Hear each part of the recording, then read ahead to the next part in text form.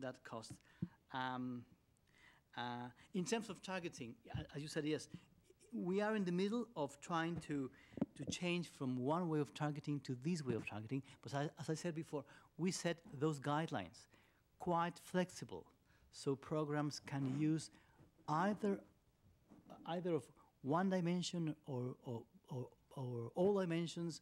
Or we were talking to Oportunidad. I said, well, if your income targeting, you believe in that, and it shows the dangers. If it shows those families in danger of not having enough education and not having enough nutrition, then if that's your variable who's predicting that, well, use that. It is within here. You don't have to use perhaps the 7 or the 8 ones or the 8 indicators. You can use one if you think that that's predicting the problems later on. But we are not solving that yet. We are in the middle of that. And if I understood correctly, yes, if you add up all the necessities of all the poor with this, all the people with necessities, you may have 85% in the case of Mexico. 85% of population has a problem of income or education or food, or so you have 80%. The union approach, as you were saying, is huge. It's huge. That is why we thought in 2 ways. Let's within that problem, let's focus to poverty. So let's use income as a way of restricting that problem. And secondly, we still want to measure what is going on with the rest of the people who have one problem, because it is important for social rights. So if, let's say, if one person who's reaching the income space and their kids are not going to school, let's say, or they don't have enough rooms for well, they are important. However, the priority with scarce resources are those below the economic line, let's say. So that's, we think we try to solve that part, I think. Should we do one more quick round of questions? I have Jaime, I have John, all the way in the back. I can see a hand, I can't see a face, but I've got you there, and Emanuela, and then Mariana, we'll end there. Okay. Who was it that was first? It was Jaime. Jaime goes first. Oops. So no, just one comment and a question. This was a very is a very elegant approach to get around this issue that we have discussed during the morning of the weights. There are no weights here because they're all rights, right? There are social rights. Yeah, but it's No, wait. But there are, at some moment there are weights. At the beginning, it's just there are rights. Everybody has to have everything, right? So everybody, I mean, just not having one implies that you're deprived, right? It doesn't matter which one, right? True, the moment in which you introduce weights, implicitly, it seems to me, is when you say, let's look at this the extreme poor, right? Because there you're saying if you have 3 or 4, Yeah, 3 or more, yeah. Then you are extreme poor. But those 3 could be any 3. So you're assuming you can substitute one for another, right? Exactly, in the same way, but you're assuming implicitly substitution. Yeah, it's a cutoff, but you implicitly that you can substitute one for the other, right? Now, but to come to that, and there's the institutional demands have been tremendous, in the sense that to define that, well, we all agree that these are rights, and that the rights are these ones. You need to have a Congress that, for some reason that maybe you can explain later, there was a political economy equilibrium that allowed Congress to come up with that, which is extremely complicated. Mm-hmm. And second, you're understating the huge role of CONEVAL itself, which, in order to give credibility to this, you need to this framework, you need to have a commission that is elected in a very complicated way so that everybody's happy, right, in the way those commissioners are appointed. So they are not appointed by hand.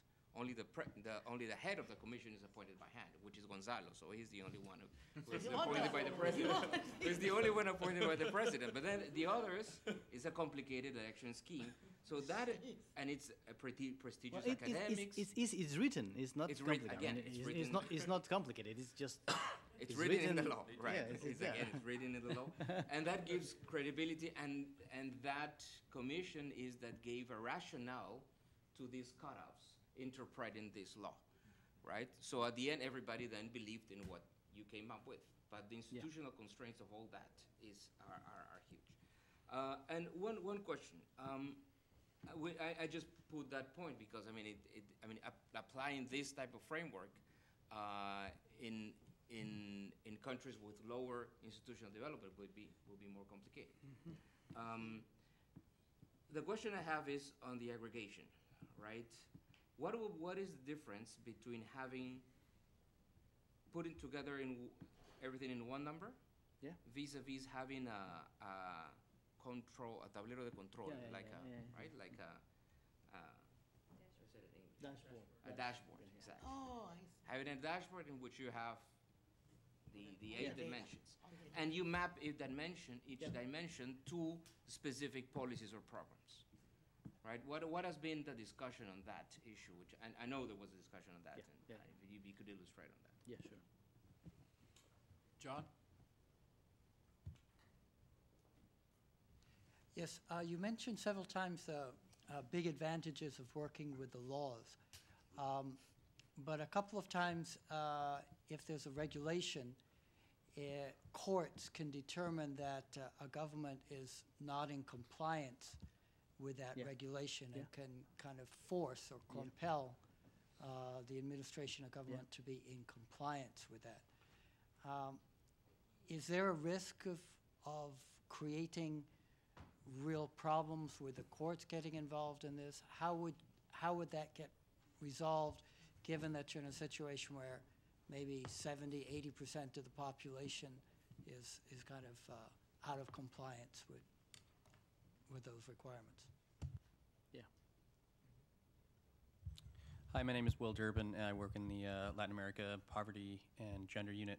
And I was wondering if you could elaborate a bit on the effect, if any, or what effect this has had on that CONEVAL has, in the multidimensional poverty analysis, had on civil society and sort of how the media, if they've responded to this and if they've been carrying stories and just sort of what's been the response to this in the broader public.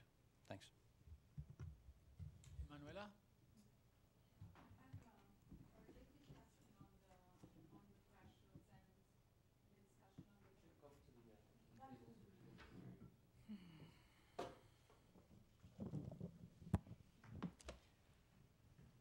I have two questions. The first one is on the revision of the thresholds. Who's in charge of deciding when this threshold can be revised or should be revised? And if they're written in the Constitution, is there a constitutional quorum or a minimum threshold of majority that allows this threshold to be revised, or does it sit in CONEVAL? Because obviously, this ring fencing of the thresholds helps with the political acceptability and the reputation of the threshold per se and the poverty measurement. And the second one is I would like to hear more about the discussion on how the multidimensional dimension of poverty, how does this measurement in the policy discussion in Mexico relates to measuring poverty over time and the whole shift towards vulnerability to poverty. And so does the time dimension of poverty has been factored in the policy discussions, and the vulnerability to shocks, and how does that expand to the multidimensional aspect? Mariana Lugo from Latin America Chief Economist Office. I have two very quick questions. The one is about a point that someone brought before, I can't remember who, about the possibility of linking different sources. And Atkinson was wanting that. So given that in Mexico you have the law and you have the linking, and being able to link surveys done by maybe different secretaries or ministries so that you don't have to do it all yourself. Given that you have the support of the law and the Congress and all that, I was wondering if that's possible and if you think that that would be possible in the context of Mexico. And my second question was about the social cohesion measure. Is that, if I understand correctly, is the Gini of the income measure? Is that? So I'm wondering whether you think that goes at odds with the law.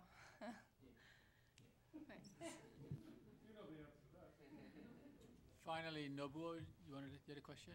Or Yushawa? Actually, I have a question.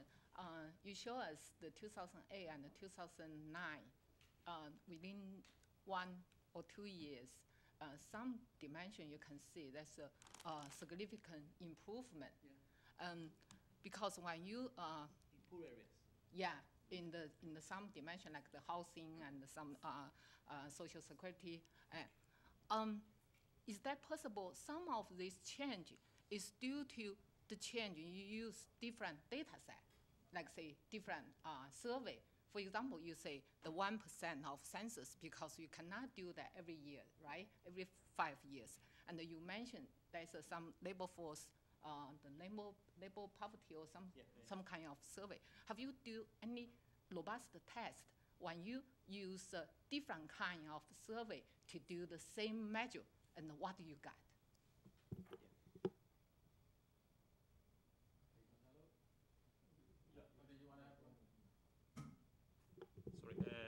This is Nobuo from Prempia. I have one question. You mentioned there is a possibility that income poverty may increase.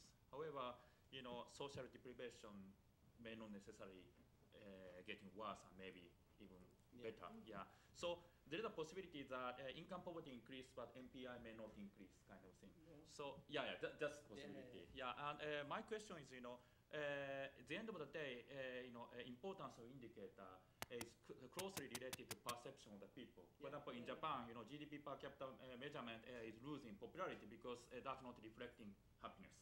So a lot of people complain.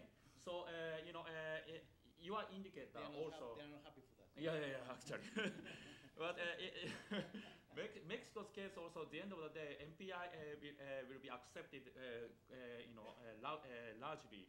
Depends on how people perceive this indicator. Sure. Particularly because a lot of indicators, a lot of thresholds, and a lot of parameters are determined by legally, not necessarily reflecting people's feelings. So I just wondering, are you thinking about conducting some survey to actually check, what other people feel? Yeah.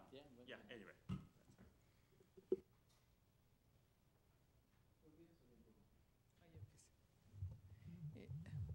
I just would like to address two things. First, with regards to Jaime's question, it is true that when we apply the cutoff of extreme multidimensional poverty and we say 3 or more deprivations, we are being arbitrary and we are applying the same equal weights cutoff.